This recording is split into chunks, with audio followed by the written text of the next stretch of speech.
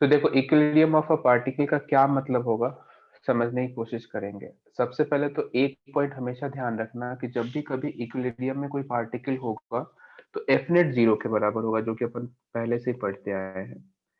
Equilibrium का simple सा मतलब अपने को जो अभी तक सिखाया गया, क्या सिखाया गया है कि एफ नेट जीरो के बराबर होना ही चाहिए, राइट। ये याद भी होगा तुम्हें, ट्रांसलेशनल इक्विलिब्रियम की अपन बात करते थे न्यूटन्स लॉ में।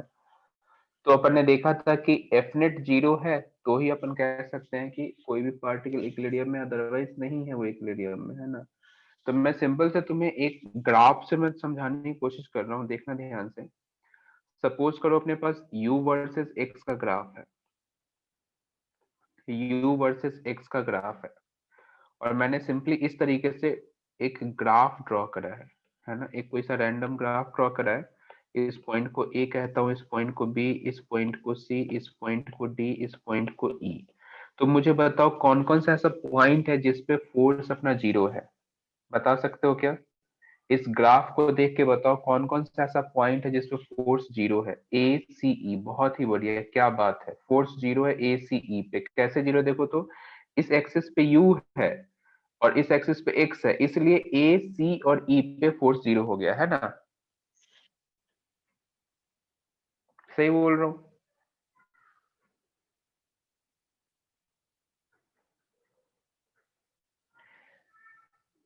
ये एफ वर्सेस एक्स का ग्राफ थोड़ी ना है जो ए सी ई पे फोर्स जीरो होगा, ये तो यू वर्सेस एक्स का ग्राफ है। और मैं तुमसे पूछ रहा हूँ कि एफ जीरो कौन कौन से पॉइंट पे है। तो तुम्हें जस्ट अभी थोड़ी देर पहले बताया ना कि F equals to minus of D U by D X होता है। तो मतलब तुम एफ कैसे सॉल्व करोगे, slope of U versus X से। तो slope of u versus x जहां पे जीरो होगा वहां पे फोर्स जीरो होगा। स्लोप जहां पे देखो, स्लोप ऑफ यू एक्स सी तो माइनस ऑफ एफ सी के बराबर होता है, सोच के देखो। तो स्लोप जीरो कहाँ कहाँ पे है, देखो कौन कौन से पॉइंट पे स्लोप जीरो, वो अपना आंसर होगा ना। कौन कौन सा पॉइंट है जिसपे स्लोप जीरो, जल्दी बताओ। बी एंड डी, बी बिल्कुल एंड डी। सही। बी एंड डी ऐसा दो पॉइंट्स है जिसपे अपना स्लोप क्या है, जीरो के बराबर। और जिस पॉइंट पे स्लोप जीरो होगा उसी पॉइंट पे तो फोर्स जीरो की पॉसिबिलिटी बनेगी। कहने का मतलब बी और डी पॉइंट स्टेबिलिटी वाला पॉइंट हो सकता है, मतलब स्टेबिलिटी वाला पॉइंट तो होगा ही होगा, कंफर्म है ये। बी और डी पे पार्टिकल स्टेबल रहेगा, इक्विलिब्रियम में रहेगा, समझे बात को।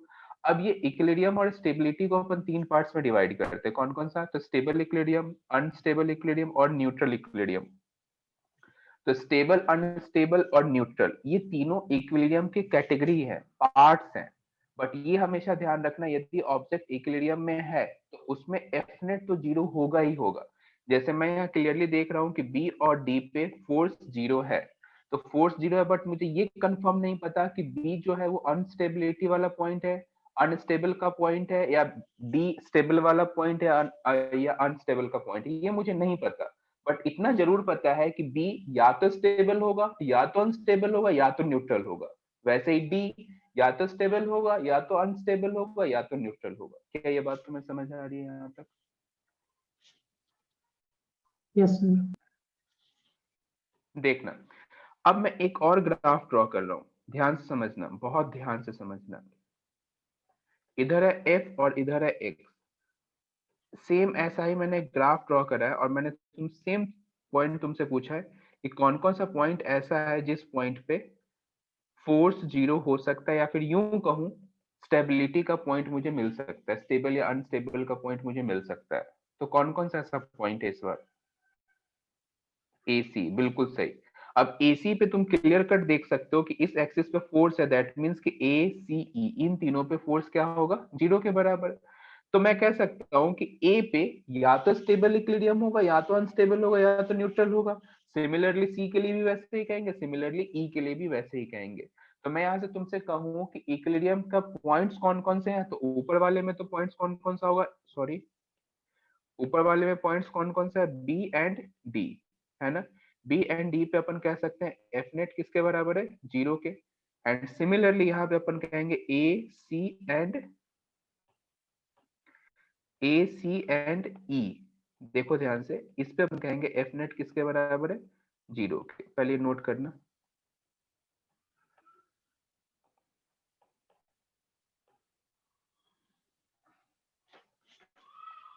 डायग्राम वगैरह अच्छे से ड्रॉ करना।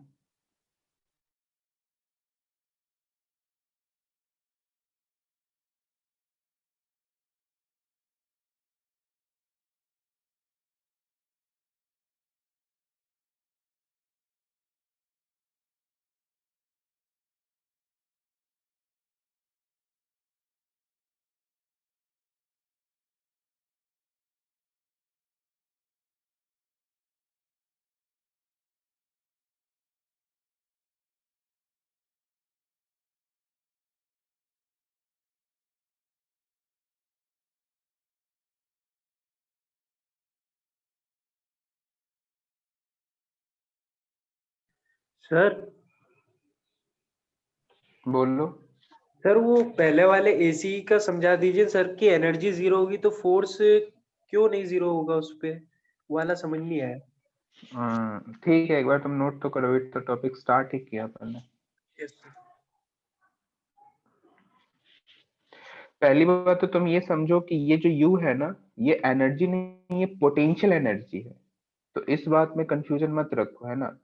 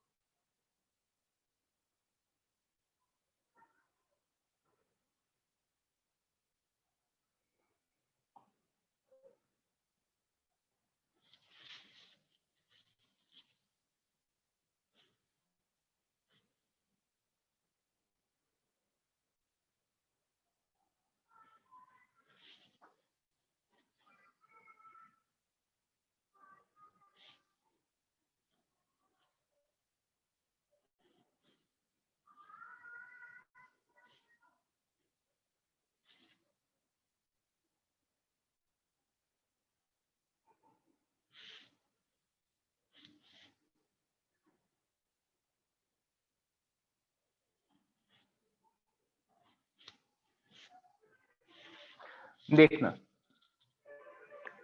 तुम्हें मैं ए सी ई पे बताता हूँ। फर्स्ट वाले ग्राफ में फोर्स जीरो क्यों नहीं होगा। एक सिंपल एग्जांपल मानो, एक हॉरिजॉन्टल सरफेस पे मैंने एफ फोर्स अप्लाई कर दिया हुआ है। क्या इस ब्लॉक पे वर्क डन हो रहा है क्या? वर्क डन तो होगा, क्योंकि फोर्स अप्लाई करा है तो डिस्प्लेसमेंट भी है। तो जब वर्क डन है तो क्या तुम ऐसा कह सकते हो कि इस ऑब्जेक्ट का पोटेंशियल एनर्जी कभी चेंज हुआ है? बिल्कुल भी नहीं।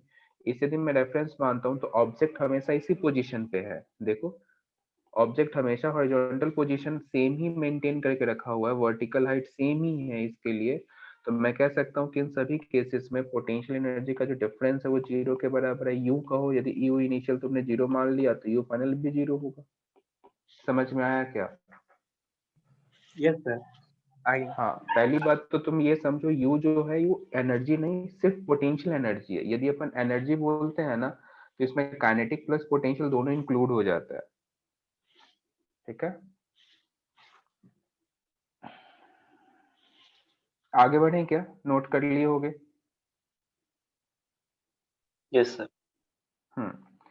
देखना, उसके बाद लिखो टाइप्स ऑफ इक्विलिब्रियम।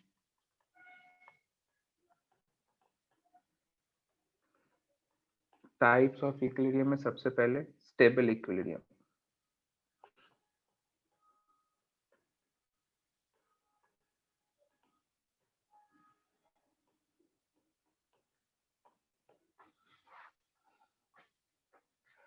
देखो, मैं तुम्हें इसे डायग्राम से समझाता हूँ, एक बार में समझ में आ जाएगा। एक बाउल है इस तरीके का, ठीक है, एंड एक कोई स्फेरिकल ऑब्जेक्ट या फिर मार्बल इस तरीके से अपने प्लेस कर दिया। सब सब सपोज करो सोचो, मैं अभी देख रहा हूँ कि मार्बल अभी इस वाले पोजीशन पे होल्ड करके एकदम आराम से रेस्ट पे है। यदि तुम इससे जरा सा डिस्प्लेस कर देते हो, जरा सा डिस्प्लेस तुमने इस डायरेक्शन में किया है, तो क्या ये फिर से अपने इनिशियल पोजीशन पे वापस आना चाहेगा क्या? सोचो, कि ये वापस यस आना सर। चाह रहा है क्या? बिल्कुल आना चाह रहा है। यदि मैं इस तरफ डिस्प्लेस करता हूँ तो भी मैं सेम कंडीशन देख सकता हूँ कि वापस ये आना चाह रहा है। अच्छा, एक पॉइंट ये भी सोचो, वापस किसकी वजह से आएगा? तो इस पे एक इसका मैं एफबीडी ड्रॉ करूँ तो मुझे दिख रहा है कि इस पे एक mg sin थीटा का फोर्स लग रहा है जिसकी वजह से ये वापस आ रहा है। दैट मीन्स कि जिस तरफ मैंने डिस्प्लेसमेंट करा उसके जस्ट अपोजिट कोई एक रिस्टोरिंग फोर्स है ना? और इसी रिस्टोरिंग फोर्स इसके इनिशियल पोजीशन को स्टोर करने में हेल्प कर रहा है। क्या बात समझ रहे हो तुम? तो कहने का सिंपल सा मतलब है कि ये जो कंडीशन है ना, इसी को अपन स्टेबल इक्विलिब्रियम कहेंगे। मतलब जब पार्टिकल को मैंने जरा सा डिस्प्लेस करा और डिस्प्लेस करने के बावजूद भी खुद की इनिशियल पोजीशन पे वापस आ जाता है, मतलब वो पार्टिकल स्टेबल इक्विलिब्रियम में है। ठीक है, वैसे एक और डायग्राम से ड्रॉ करके तुम्हें समझाऊंगा तो बहुत अच्छे से समझ में आ जाएगा। इसी बाउल को मैंने उल्टा कर दिया और इस मार्बल को मैंने यहाँ पे होल्ड करके रखा हुआ है, तो अभी तो ये रेस्ट पे रहेगा नो डाउट। लेकिन जैसे ही मैं इसे जरा सा डिस्प्लेस करूंगा तो क्या कभी ये अपनी इनिशियल पोजीशन को रीगेन कर पाएगा क्या? तो आंसर आएगा नहीं, कभी नहीं रीगेन कर पाएगा। कहने का मतलब बहुत सिंपल है कि जिधर मैंने डिस्प्लेसमेंट किया था उधर इसका रिस्टोरिंग फोर्स है, तो ये दोनों सेम डायरेक्शन में, तो इसे रिस्टोर करने के लिए तो कोई फोर्स ही नहीं मिला ना। तो कहने का सिंपल सा मतलब है कि जो सेकंड वाला डायग्राम है तुम्हारा कौन सा इक्विलिब्रियम बनेगा? अनस्टेबल। समझे? तो एक पॉइंट तो तुम इसमें ये ध्यान से याद कर लेना कि जिस तरफ डिस्प्लेसमेंट हो उसके जस्ट अपोजिट फोर्स लग रहा है। यूं कहूं कि x पॉजिटिव है और f नेगेटिव है ना? x पॉजिटिव f नेगेटिव, तो ये कौन सा इक्विलिब्रियम बनेगा? स्टेबल। या यूं कहो कि x पॉजिटिव या f भी पॉजिटिव, या उल्टा भी कह सकते हो, x नेगेटिव f भी नेगेटिव, तो ये कौन सा इक्विलिब्रियम बनाएगा बताओ? अनस्टेबल। तो देखो सबसे पहली बात तो एक यदि कोई ऑब्जेक्ट इक्विलिब्रियम में है तो सबसे पहला कंडीशन एफ नेट तो इसे जीरो फुलफिल करना ही होगा, उसके बाद ही अपन अनस्टेबल और स्टेबल पे बात करेंगे। समझ रहे हो क्या तुम?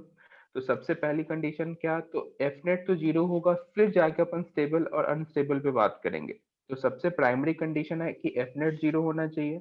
उसके बाद अपन एक ये भी चेक कर सकते हैं कि यदि एक्स पॉजिटिव है, एक्स यदि पॉजिटिव है और फोर्स अपना नेगेटिव है, तो मैं कह सकता हूँ कि ये स्टेबल वाला पॉइंट है। एंड जब एफ पॉजिटिव एक्स भी पॉजिटिव और एक्स नेगेटिव एफ भी नेगेटिव, तो अपन कह सकते हैं कि अनस्टेबिलिटी का ये पॉइंट हो सकता है। ठीक है, अच्छा इसमें एक और रिलेशन लिख सकते हैं क्या? तो जब एक्स नेगेटिव होगा तो एफ क्या होगा? पॉजिटिव। बस सिंपल, दोनों अपोजिट होने चाहिए एक दूसरे के, ताकि उसे मीन पोजीशन कहते हैं इसे बाय द वे, इस पोजीशन को रिस्टोर करने में हेल्प करा सके। तो तुम्हें पॉइंट समझ में आया क्या? पहले ये बताओ। यस सर, आ गया। हम्म। अच्छा, अब इसके कुछ अपन कंडीशन भी देख लेते हैं, मैथमेटिकल कंडीशन। देखना पहले तो ये कंडीशन है, एक और मैथमेटिकल कंडीशन है, देखना क्या।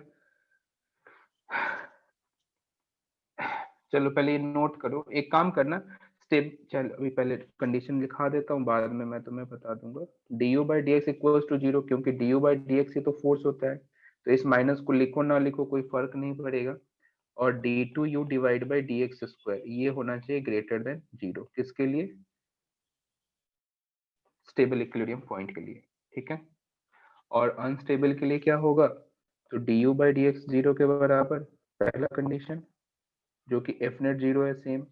एंड दूसरा D U D X square ये होगा लेस देन जीरो के बराबर। नोट कर लेना इसे।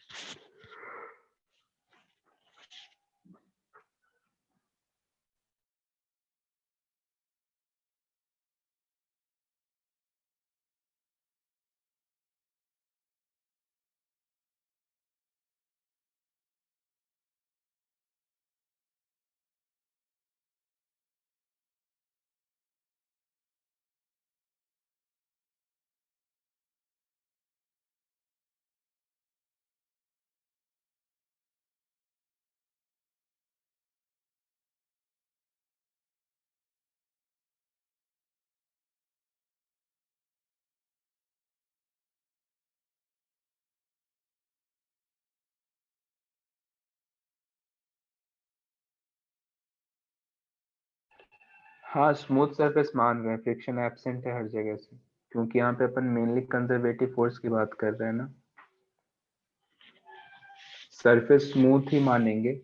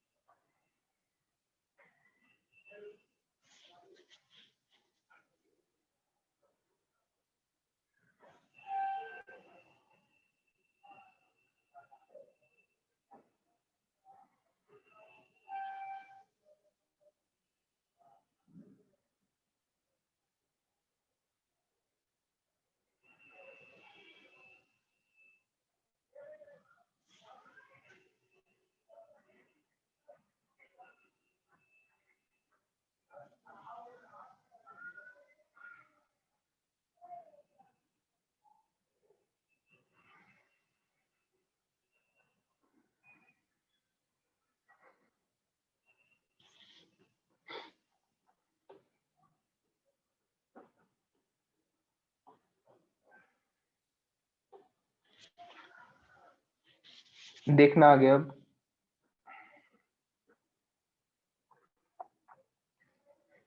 लास्ट न्यूट्रल इक्विलिब्रियम हेडिंग लिख लेना। तीसरा, ये पहला था, ये दूसरा है। हाँ हाँ सर ये डबल डिफरेंशिएशन वाला रिलेशनशिप एक्सप्लेन कर दीजिए ना सर एक बार ग्राफ पे। हाँ हाँ, वो एक बार मैं तीसरा वाला बता देता हूँ, फिर एक साथ करूंगा और सब बताऊंगा, एक ही साथ तीनों को एक्सप्लेन करूंगा। देखना, न्यूट्रल इक्विलिब्रियम अपन हेडिंग लिखेंगे। देखो न्यूट्रल इक्विलिब्रियम का क्या मतलब है, जैसे तुमने अभी बाउल वाला कंडीशन देखा, मान लो कोई फ्लैट सरफेस है, ठीक है, और ये कोई ब्लॉक है। अभी ये देखो, ये ब्लॉक इस तरीके से रखा हुआ है, तो इस पे एफ नेट कितना है, 0, ठीक है। यदि मैं इस ब्लॉक को जरा सा डिस्प्लेस कर दूं, तो क्या इस पे कोई फर्क पड़ेगा? क्या ये कहीं मूव करना चाहेगा? कहीं नहीं मूव करना चाहेगा, न्यूट्रल जैसा बिहेव कर रहा है, समझ रहे हो? तो इसी इक्विलिब्रियम को अपन क्या कहते हैं, न्यूट्रल। तो न्यूट्रल इक्विलिब्रियम के लिए सिंपल अपन कहेंगे कि डीएफ, पहली बात तो अपना फोर्स 0 होना चाहिए, एफ नेट किसके बराबर होना चाहिए, 0 के बराबर, जिसको तुम ऐसे भी लिख सकते हो du बाई डी एक्स, या माइनस को हटा दो, इस 0 को बराबर करो, है ना। और दूसरा कंडीशन कि D two U upon D X square, ये किसके बराबर होना चाहिए, भी 0 के बराबर। तो ये थर्ड न्यूट्रल इक्विलिब्रियम में ये डायग्राम ड्रॉ कर लेना। ये तुमने ब्लॉक को जरा सा डिस्प्लेस भी किया है, तो भी ये ब्लॉक इधर कहीं भी मूव नहीं करेगा, ऐसे ही रहेगा, इसलिए इसे अपन न्यूट्रल इक्विलिब्रियम कहते हैं।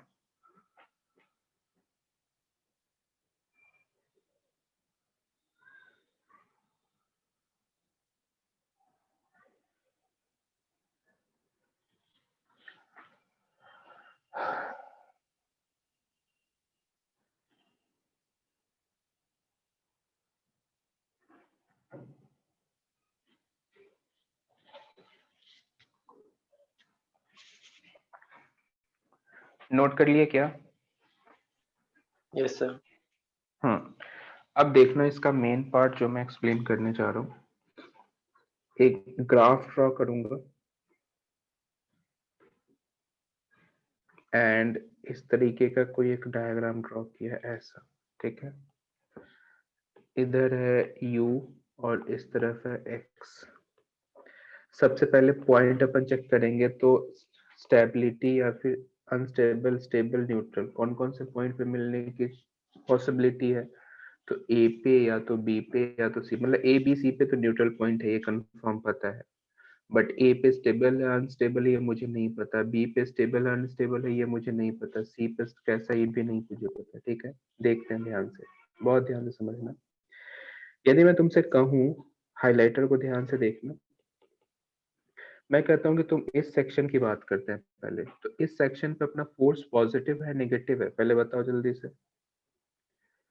फोर्स पॉजिटिव है नेगेटिव है? पॉजिटिव। नहीं, नेगेटिव है। नेगेटिव। समझे ना? फोर्स कैसा है, नेगेटिव। चलो इस सेक्शन पे बताओ फोर्स कैसा है, पॉजिटिव। इस सेक्शन पे बताओ कैसा है, नेगेटिव। इस सेक्शन पे बताओ फोर्स कैसा है, 0। सही है ना? Yes sir. चलो तो हाँ, तो ये तो अपने को समझ में आया। ये जो मैंने 3 कंडीशंस ड्रॉ किया, अब इसको मैं मार्कर से लिख देता हूँ, देखना ध्यान से।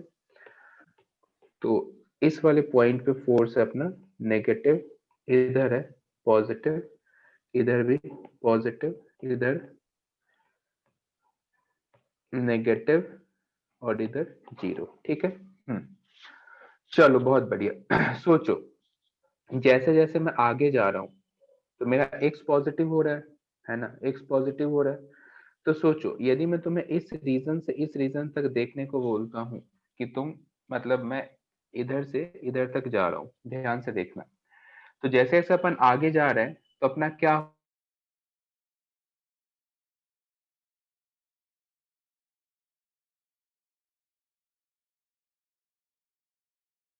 हो रहा है, फोर्स। तो देखो फोर्स तो निगेटिव है, ये दोनों एक दूसरे के ऑपोजिट हैं। कुछ समझ रहे हो क्या तुम? नहीं?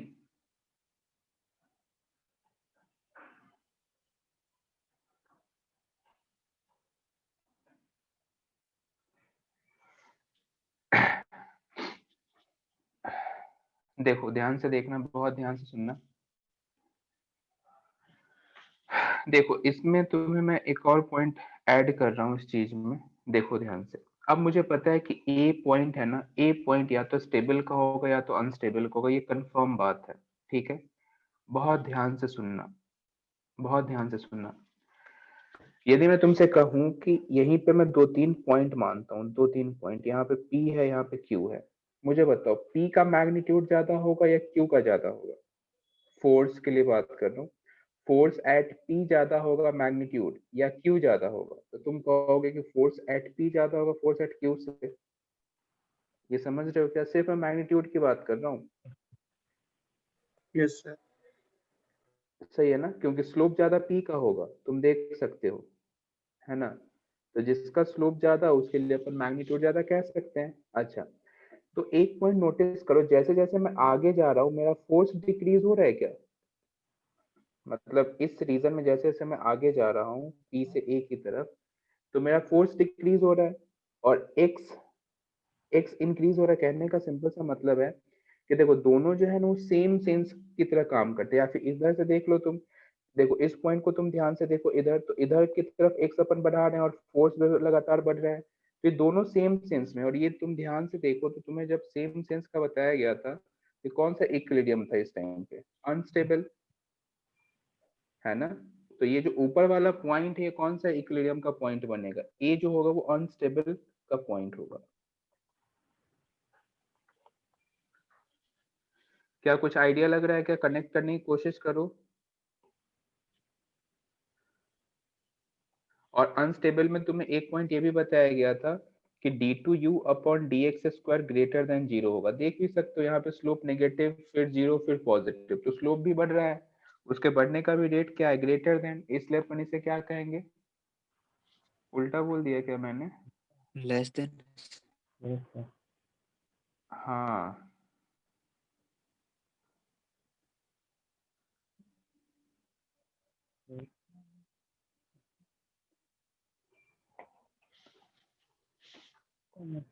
लेस देन 0 है, लेस देन 0, एक बार देखने दो। लेस देन 0 में अनस्टेबल का, सही बात है। तो इसमें लेस देन 0 कहाँ आ रहा है? इसमें तो ग्रेटर आ रहा है। एक मिनट, कोई रिलेशन उल्टा तो मैंने लिखवा दिया यार? ऊपर तो स्टेबल का पॉइंट होगा। एक मिनट रुकना, एक मिनट।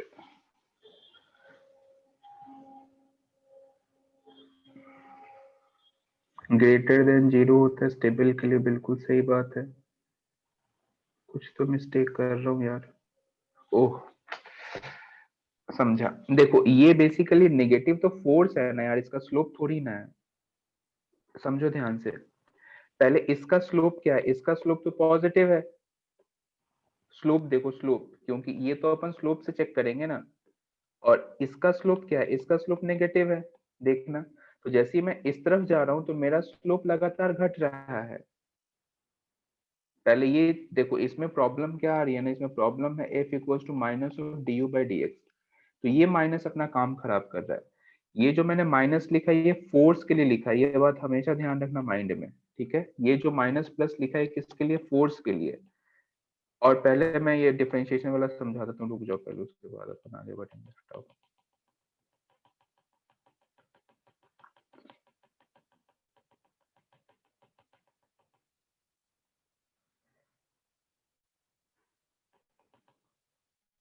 देखना ध्यान से, पहले मैं तुम्हें डिफरेंशियल वाला पार्ट समझा देता हूँ, फिर आगे बढ़ेंगे अपन। देखो, पहले अपन स्लोप की बात करते हैं, तो यहाँ पे स्लोप कैसा है, पॉजिटिव, यहाँ पे किधर नेगेटिव, इधर किधर नेगेटिव, इधर पॉजिटिव, और इधर स्लोप है 0। तो सबसे पहले ए पॉइंट के लिए देखो, तो d2u dx square greater than 0, ये ग्रेटर देन 0 होता है तो क्या होता है बताओ, स्टेबल, है ना। और d2u divide by dx square less than 0, तो ये क्या होता है, अनस्टेबल। ध्यान से देखना,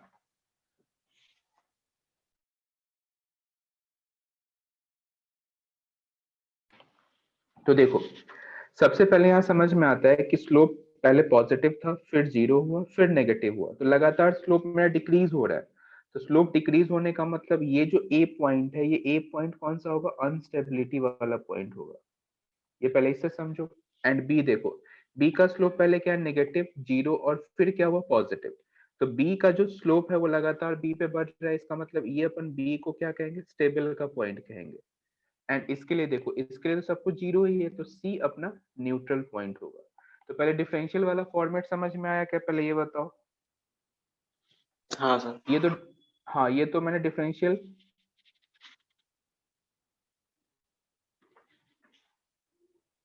क्या मैसेज आया है, ए के एक साइड, अजय एक बार माइक से बोलो क्या लिख रहे हो, पॉजिटिव और नेगेटिव। हाँ ना, तो क्यों नहीं हो सकता यार, इसमें स्लोप ही तो देखे है ना, देखो ना ये स्लोप देखो, ये इसका पॉजिटिव स्लोप है, यहाँ पे तुम टेंजेंट ड्रॉ करोगे तो नेगेटिव स्लोप है ना, तो इसलिए तो लिखा ना। तो मैं जैसे जैसे आगे बढ़ूंगा वैसे अपन देख रहे हैं ना, पहले स्लोप पॉजिटिव है, फिर 0 हुआ, फिर नेगेटिव हुआ।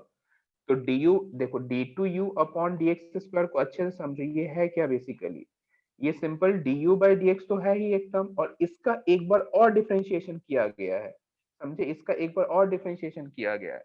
इसका सिंपल सा मतलब है, यदि ये वाला टर्म पॉजिटिव है, इसका इंक्रीज पॉजिटिव तरीके से हो रहा है, तो ये भी टर्म पॉजिटिव होगा, ऐसे समझते हैं ना इसे। तो डबल डिफरेंशिएशन है क्या, पहले तो स्लोप का एक स्लोप का रेट, मतलब स्लोप एक कोई फंक्शन है, उसका एक और बार अपन रेट निकाल रहे हैं, या फिर एक्स के रिस्पेक्ट में से डिफरेंशिएट कर रहे हैं। ओरिजिन से ए से तक देखें, देखो पहली बात तो अपन स्टेबिलिटी का जो भी पॉइंट होगा उसके आसपास की पॉइंट को देखोगे ना। जैसे मैं तुम्हें क्या समझाया था कि एक बाउल है, बाउल में अपन एक मार्बल प्लेस कर दिया, तो इसको मैंने जरा सा डिस्प्लेस करा, तो जरा सा डिस्प्लेस करे तो तुम यहाँ और इसी बाउंड्री रीजन के लिए अपन देखते हैं ना। पहली बात तो अपन यहाँ से स्टार्ट नहीं करेंगे ओरिजिन से, क्यों, क्योंकि ओरिजिन पे तो नेट फोर्स 0 नहीं है। जिस पॉइंट पे नेट फोर्स 0 होगा उसी के आसपास के पॉइंट से पता लगाएंगे ना कि ये स्टेबल का पॉइंट है या अनस्टेबल का पॉइंट है।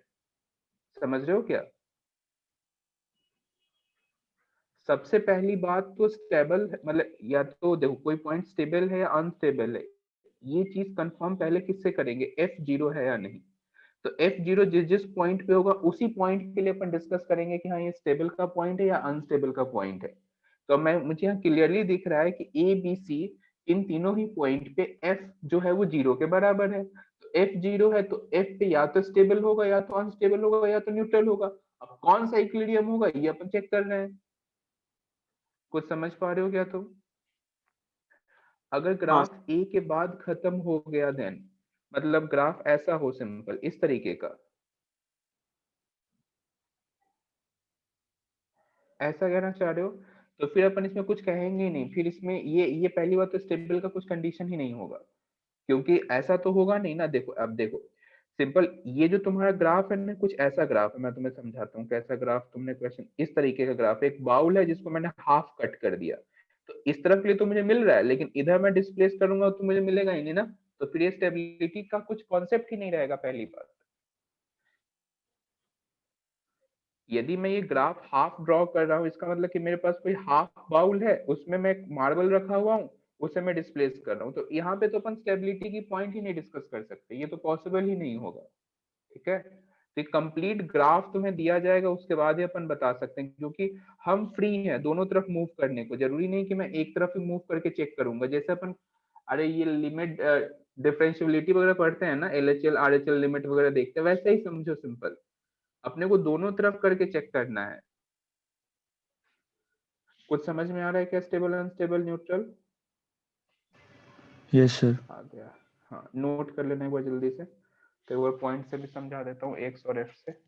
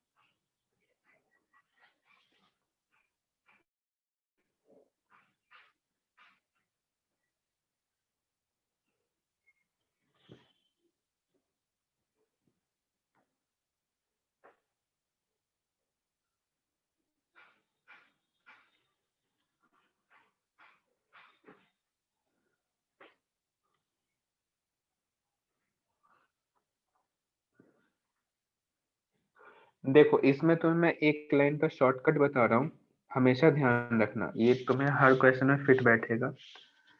जिस भी ग्राफ में लोएस्ट पॉइंट, समझो स्टेबल अनस्टेबल का पॉइंट यदि अपने को डिस्कस करना है ना, तो स्टेबल इक्विलिब्रियम के पॉइंट पे ना पोटेंशियल एनर्जी हमेशा मिनिमम होती है, बात हमेशा ध्यान रखना। जैसे मैं यहाँ देखूं सिंपल ग्राफ में, तो मुझे दिख रहा है कि ए पॉइंट पे जो बी पॉइंट पे पोटेंशियल जो एनर्जी है, या ए पॉइंट पे जो पोटेंशियल एनर्जी है, तुम क्लियरली देख सकते हो कि यू ए ज्यादा है किससे, यू बी से। दिख रहा है ना, यू ए ज्यादा है किससे, यू बी से।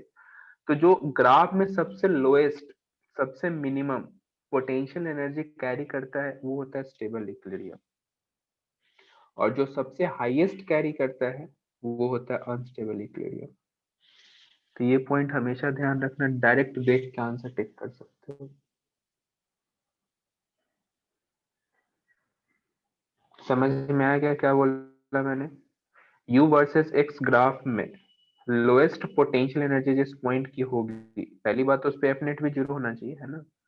तो सबसे पहले उस पे एफ नेट वगैरह जीरो, यदि वो स्टेबल अनस्टेबल ऐसा कुछ पॉइंट बन सकता है, तो मैं कह रहा हूँ कि उस पे लोएस्ट पोटेंशियल एनर्जी है, तो अपन कहेंगे उसे स्टेबल इक्विलिब्रियम का पॉइंट। हाईएस्ट है तो उसे अपन अनस्टेबल का पॉइंट कहेंगे। समझ में आया क्या तुम्हें? नोट कर लेना, ये डन का मैसेज कर देना, फिर आगे बढ़ते हैं। एक एफ वर्सेस एक्स ग्राफ से भी बताना है मुझे। ये मैंने यू वर्सेस एक्स ग्राफ से एक्सप्लेन करा, स्टेबल अनस्टेबल एंड न्यूट्रल। अब मैं एफ वर्सेस एक्स ग्राफ से एक्सप्लेन करूंगा। तो साइड में ये पॉइंट तुम खुद से लिख लो जरूर, कि जिस पॉइंट के लिए पोटेंशियल एनर्जी सबसे कम वो स्टेबल इक्विलिब्रियम का पॉइंट बनेगा, और जिस पॉइंट पे पोटेंशियल एनर्जी सबसे ज्यादा अनस्टेबल इक्विलिब्रियम का पॉइंट बनेगा।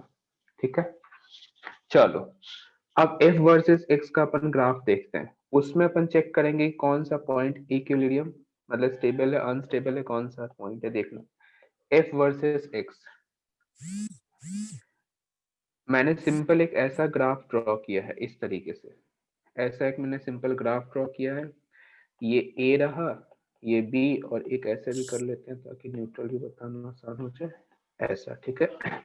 ए बी सी इस तरीके से है, और सी मैं थोड़ा दूर मानता हूँ, सी यहाँ पे, ठीक है। हाँ, ध्यान से देखो, बताओ पहले तो इसमें इक्विलिब्रियम के पॉइंट्स कौन कौन से हो सकते हैं, तो इक्विलिब्रियम के पॉइंट्स कौन कौन से हो सकते हैं, तो ए बी एंड सी, सही है ना। ए बी एंड सी अपना इक्विलिब्रियम के पॉइंट्स हो सकते हैं, ऐसा क्यों कह रहा हूँ, क्योंकि इस पे एफ नेट क्या है, 0। अब मुझे देख के बताना है कि स्टेबल कौन सा है, अनस्टेबल कौन सा है, न्यूट्रल कौन सा है, समझे। अब मुझे क्या बताना है कि स्टेबल कौन सा है, अनस्टेबल कौन सा है, न्यूट्रल कौन सा है। देखो बहुत आसान है, समझो। देखो, तुम देखो जैसे जैसे मैं डिस्प्लेसमेंट ए पे बढ़ा रहा हूँ, मैं डिस्प्लेसमेंट ए का बढ़ाया तो मेरा फोर्स बढ़ रहा है, देखो ध्यान से, है ना, फोर्स मेरा लगातार बढ़ रहा है, इधर से देखो इस कोऑर्डिनेट से। तो मैं कह सकता हूँ कि जिधर मैंने फोर्स बढ़ा, मतलब जिधर डिस्प्लेसमेंट कर रहा हूँ उसी डायरेक्शन में फोर्स है, तो मैं क्लियरली कह सकता हूँ कि ए जो मेरा है वो अनस्टेबल इक्विलिब्रियम का पॉइंट है। वैसे मैं बी के लिए देखूं, तो जैसे मैं डिस्प्लेसमेंट बढ़ा रहा हूँ मेरा फोर्स कम हो रहा है, देखो फोर्स कम कैसे हो रहा है, तो देखो ये अब ग्राफ नीचे शिफ्ट हो रहा है, फोर्स नेगेटिव है, मतलब डिस्प्लेसमेंट मैंने पॉजिटिव डायरेक्शन में करा, फोर्स नेगेटिव हो रहा है, मतलब ये जो बी पॉइंट है ये कौन सा पॉइंट है, स्टेबल इक्विलिब्रियम का पॉइंट। और सी न्यूट्रल है, इसको कोई फर्क ही नहीं पड़ रहा।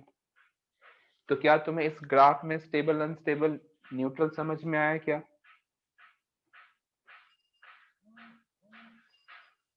यस सर, आगे। एक ही ग्राफ में दोनों एक्सप्लेन करना थोड़ा मुश्किल हो रहा था, इसलिए मैंने फोर्स के लिए अलग से ग्राफ ड्रॉ कर लिया।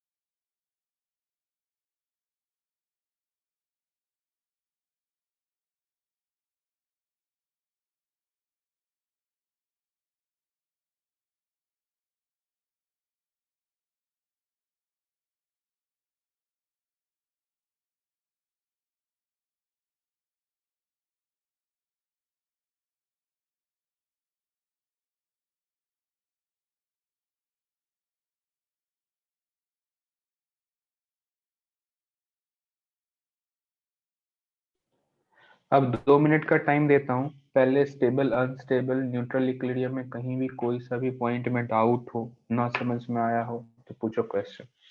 2 मिनट का टाइम है, मैं वेट कर रहा हूँ, उसके बाद फिर आगे नेक्स्ट टॉपिक पढ़ेंगे। इस पे तुमसे मेनली थ्योरेटिकल क्वेश्चंस पूछे जा सकते हैं, न्यूमेरिकली पूछे जा सकते हैं, उससे भी एक आध क्वेश्चन बनाता हूँ, रुक जाओ। पहले डाउट्स पूछो तब तक तुम।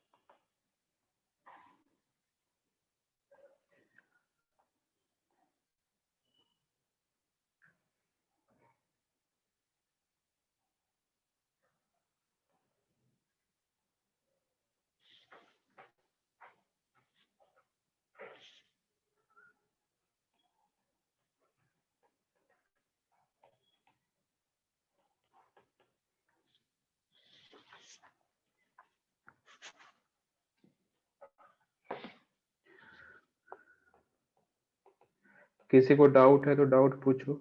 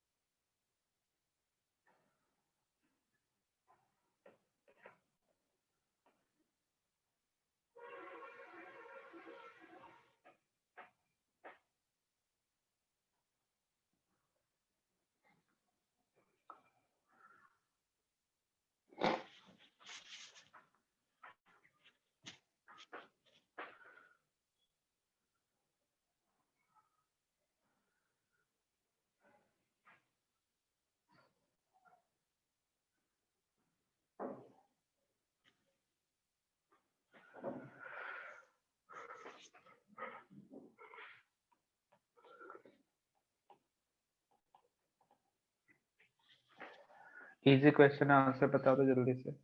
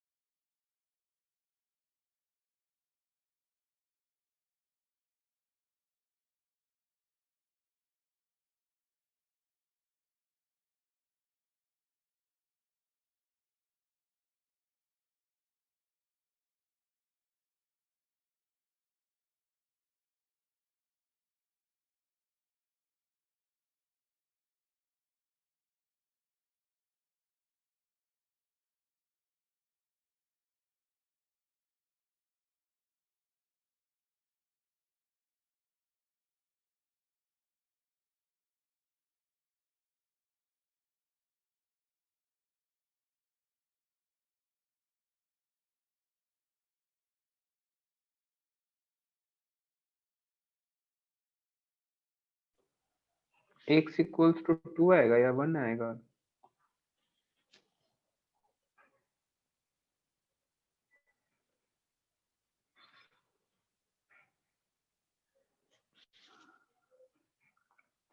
देखो पहले सॉल्व कैसे करेंगे, तो सबसे पहले तो अपन ये चेक करेंगे कि पोटेंशियल एनर्जी का डिफरेंशिएशन ही तो फोर्स होता है, माइनस भी लगा सकते हो वैसे। तो यहाँ पे क्या आएगा, 6x² माइनस 6, ठीक है, और ये माइनस भी रहेगा, बट ये तो 0 के बराबर है, यहाँ पे x आएगा सिंपल, तो x इक्वल्स टू 1 आ जाएगा। मतलब x इक्वल्स टू 1 पे या तो स्टेबल है या तो अनस्टेबल है। अच्छा, अब मैं चेक करना चाहूंगा कि स्टेबल है या अनस्टेबल है, तो देखो x का एक बार डबल डिफरेंशिएशन करोगे तो डबल डिफरेंशिएशन कितना आएगा, 6 आएगा, और 6 कैसा है, ग्रेटर देन 0, और 6 ग्रेटर देन 0 का क्या मतलब है बताओ, स्टेबल है ना। ग्रेटर देन 0 का मतलब स्टेबल है, यानी कि यहाँ पे तुम्हें क्या मिलेगा, यू मिनिमम मिलेगा। और यू मिनिमम क्या करोगे, सिंपल x की जगह 1 रखो, -6 + 9, बस इसे सॉल्व कर लो, 6 जूल आंसर आएगा।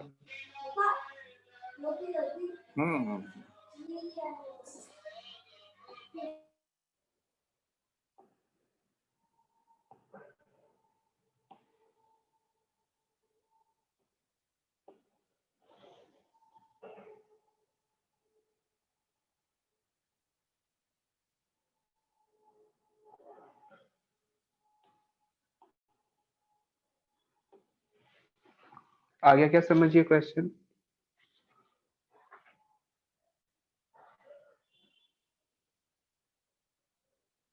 ओके, आगे बढ़े फिर।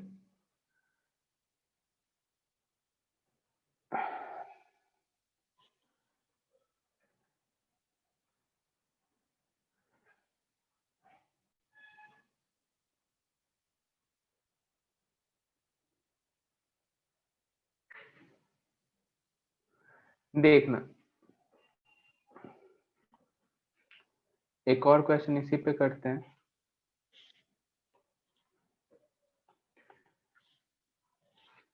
क्वेश्चन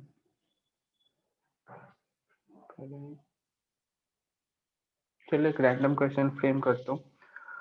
3x², इसमें कितना था, 6 आया था, ठीक है, 3x² माइनस 6x प्लस 8, ठीक है, ये तो मैं गिवन है।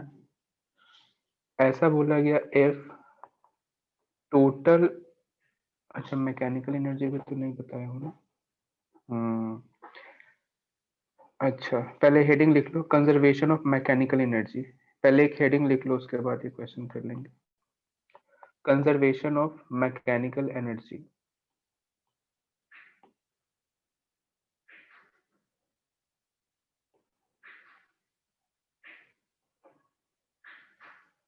Conservation of mechanical energy.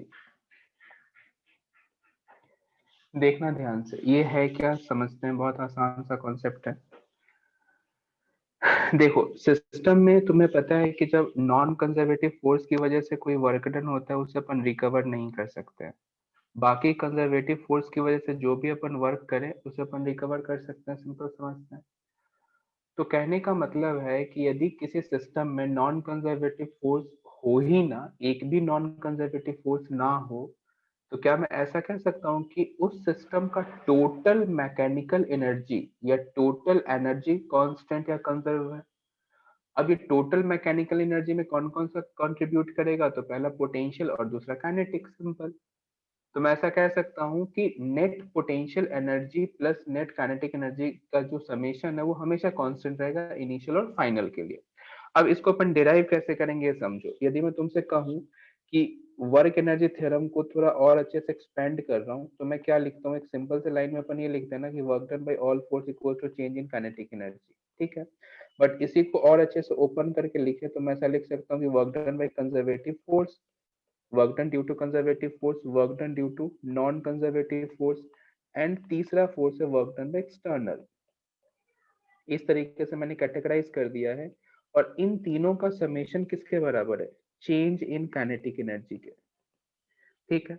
अब सोचो, मैंने तुम्हें क्या कहा कि सिस्टम में नॉन कंजर्वेटिव फोर्स नहीं है, सिस्टम में नॉन कंजर्वेटिव फोर्स नहीं है, सिस्टम में कोई एक्सटर्नल फोर्स नहीं है। तो मैं कह सकता हूं कि work done by conservative force he change in kinetic energy के बराबर होगा। सोच के देखना। अच्छा, तुम्हें ये भी बताया गया था अभी थोड़ी देर पहले ही बताया हूँ, मतलब लास्ट क्लास में, work done by conservative force equals to negative of change in potential energy के, ये तुम्हें सिखाया गया है। तो work done by conservative force equals to negative of change in potential energy, इसका सीधा सीधा क्या मतलब होगा कि मैं यहाँ पे delta U equals to minus, sorry, delta के लिख सकता हूँ। और यू को मैं क्या लिखूंगा? U final minus U initial equals to K final minus K initial, ऐसे लिख सकते हैं क्या? ध्यान से देखना। तो K E final initial plus U initial equals to K E final plus U final. तो ये रिलेशन आ जाता है, इसी रिलेशन को अपन कहते हैं कंजर्वेशन ऑफ मैकेनिकल एनर्जी। इसी रिलेशन को कहते हैं कंजर्वेशन ऑफ मैकेनिकल एनर्जी। समझ में आया क्या? है ना? तो जो initial kinetic energy plus initial potential energy बराबर फाइनल काइनेटिक एनर्जी और फाइनल पोटेंशियल एनर्जी। यदि तुम ये ना भी पढ़ते हो, ना भी जानते हो, तो कोई दिक्कत नहीं है। क्यों? क्योंकि ये जो फॉर्मूला जो अपन इक्वेशन डिराइव करते हो, किससे करते हैं? वर्क एनर्जी थ्योरम से ही तो करते हैं। सोचो, इसमें एक कंस्टेंट क्या है? तो एक कंस्टेंट ये है कि इस सिस्टम में कोई नॉन कंजर्वेटिव फोर्स नहीं लगना चाहिए, इस सिस्टम में कोई एक्सटर्नल फोर्स ना हो, तो ही जाके अपन वर्क एनर्जी थ्योरम वाला ये जो फॉर्म है ये इसमें कन्वर्ट होता है। टोटल मैकेनिकल एनर्जी कंजर्व, यानी कि initial potential energy plus initial kinetic energy equals to initial final kinetic plus final potential के। पहले बताओ, तुम्हें समझ आया क्या? Yes sir. तो स्नेहिल या पता नहीं कौन, कोई स्टूडेंट था जो लगातार इसी से कर रहा था स्टार्टिंग में, जो हमेशा कहता था कि सर एनर्जी कर सकते हैं क्या, एनर्जी कंजर्व कर सकते थे क्या, वो यही वाला फॉर्म है। ये तुम ये ना भी जानते हो तो भी कोई दिक्कत वाली बात नहीं है, क्योंकि तुम देखो तो अपने WP ऑलमोस्ट खत्म कर लिया बिना इसके जाने।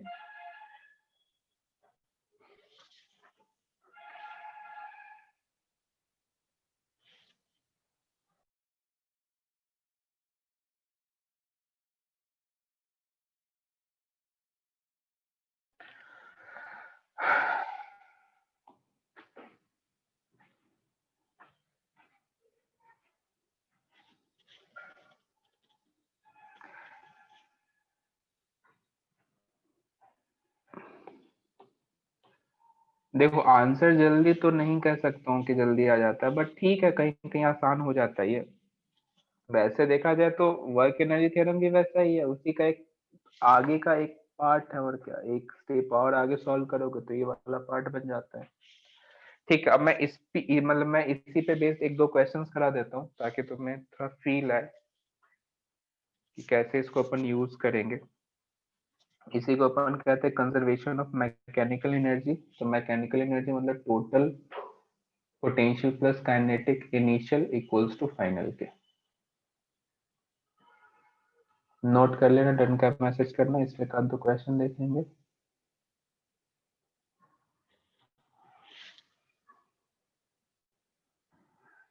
ध्यान रखना, इस थ्योरम का तभी यूज कर पाओगे तुम जब सिस्टम में कोई नॉन कंजर्वेटिव एक्सटर्नल फोर्स ना हो। क्योंकि यदि नॉन कंजर्वेटिव फोर्स है तो उसके द्वारा जो किया गया वर्क डन है वो कभी तुम रिकवर नहीं कर सकते हो। अब जब रिकवर ही नहीं करा तो सिस्टम का एनर्जी कंजर्व नहीं है ना। पहले एनर्जी कुछ और होगी, फिर बाद में कुछ और होगी, तो एनर्जी अपनी कंजर्व नहीं है, तो फिर अपन ये अप्लाई नहीं कर सकते हैं।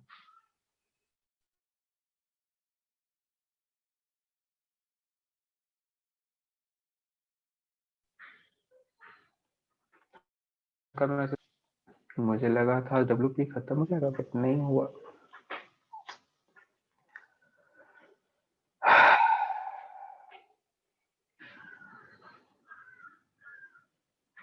चलो आगे बढ़ें क्या? देखना, इस पे क्वेश्चन करते हैं। एक इस तरीके का ट्रैक है ऐसा, ठीक है, और ये तुम्हें हाइट गिवन है, इधर है 100 मीटर, ये दिया गया है 30 मीटर, ये दिया गया है 20 मीटर, ठीक है, और ये तो ग्राउंड पे ही है, ठीक है। एक बॉल को अपन ने यहां से रिलीज किया है, मास m कह सकते हो, वैसे m की कोई रिक्वायरमेंट तो है नहीं। तुमसे बोला गया कि जब ये A पे पहुंचता है, A पॉइंट पे पहुंचता है, जब ये B पे पहुंचता है और जब ये C पे पहुंचता है, तो वेलोसिटी फाइंड आउट करो at ABC। Calculate velocity of ball at A, B and C।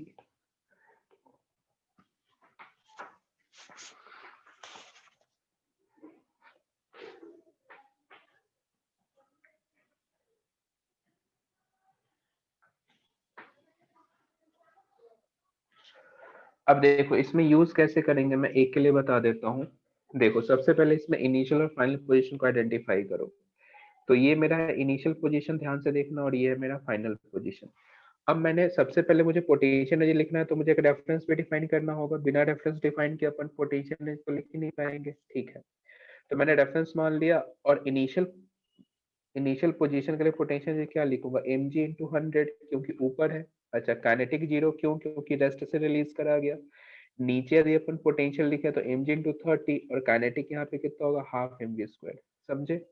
तो यहाँ से सॉल्व करोगे तो mg into 70 equals to half mv²। तुम डायरेक्ट यहाँ से आंसर बता सकते हो। तो v² कितना आएगा, 1400, है ना। बाकी कर लो सॉल्व, जितना भी आता है आंसर। तो क्या तुम्हें समझ में आया कैसे यूज करना है? हाँ, अब जल्दी से बी एंड सी के लिए भी सॉल्व कर लो। तो यहाँ पे बी आ जाएगा √1400, या फिर 10√14।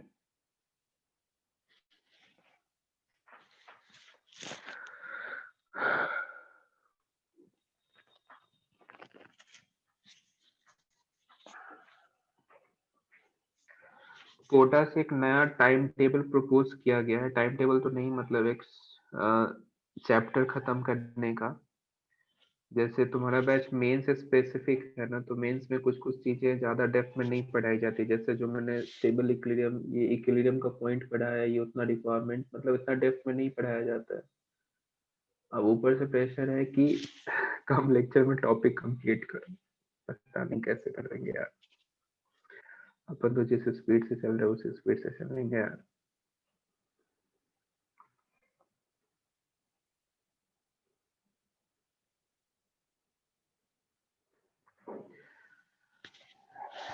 तुम में से आईआईटी, मतलब ऑब्वियसली आईआईटी का अटेम्प्ट तो बाकी होगा ना, ऐसा तो नहीं कोई डबल ड्रॉप तो नहीं है ना, सेकंड ड्रॉप किसी का तो नहीं है? No sir. तो आई नहीं है ना? Yes sir. हाँ, नो सर। तो बहुत बढ़िया, आईआईटी के लिए भी अटेम्प्ट लेना है ना, छोड़ना मत। फिजिक्स तो तुम मान के चलोगे तुम्हारा उसी लेवल का जा रहा है।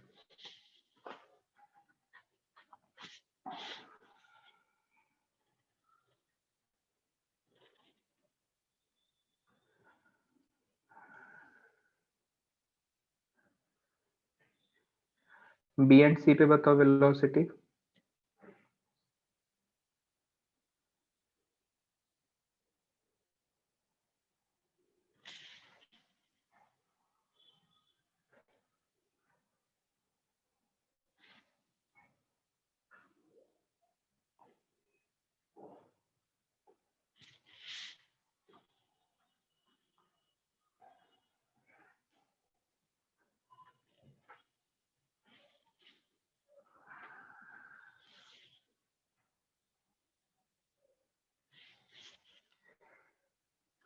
जहां तक मैं देख पा रहा हूँ V40 आया।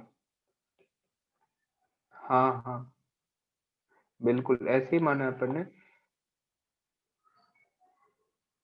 हाँ बिल्कुल देखो ना, क्योंकि मैं यहाँ से रिलीज कर रहा हूँ, तो रिलीज करने का मतलब इनिशियल स्पीड जीरो है, तो इनिशियल स्पीड जीरो का मतलब काइनेटिक एनर्जी जीरो है ना, इसलिए अपन जीरो कह रहे हैं।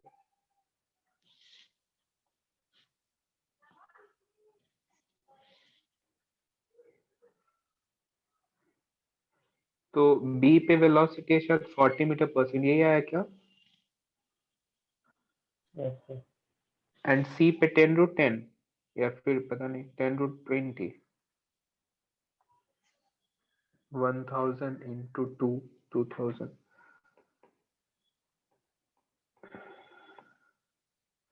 10√20 है क्या सी पे?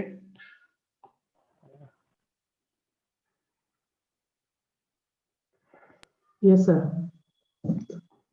ठीक है, देख लो ये आंसर्स है ना। तो एक दो क्वेश्चन हो सकता है, तो या इसका मतलब एक दो क्वेश्चन हो सकता है कि उसमें, या इसको जब मैं वर्टिकल सर्कुलर मोशन पढ़ाऊंगा ना, तो फिर मैं इसके क्वेश्चंस और तुम्हें बताऊंगा, ठीक है, कंजर्वेशन ऑफ मैकेनिकल एनर्जी से रिलेटेड। तो नेक्स्ट क्लास में पावर स्टार्ट करेंगे, यदि पावर नेक्स्ट क्लास में खत्म हो जाता है तो फिर सर्कुलर मोशन स्टार्ट करेंगे, ठीक है। होमवर्क में क्या दूं? होमवर्क अब मैं एक्सरसाइज से दे दूंगा। एक्सरसाइज जो है ना, तो मॉड्यूल जे मेंस के उससे होमवर्क मैं पोस्ट कर दूंगा आज, ठीक है। यस तो सर। आज अपन यहीं पे Yes, एंड sir. करते हैं। हाँ आज यहीं पे एंड करते हैं, बाकी नेक्स्ट क्लास में देखेंगे, ठीक है। अच्छा। Thank you thank sir. You sir. Thank you, sir. Break ले लो, वेलकम, ब्रेक ले लो।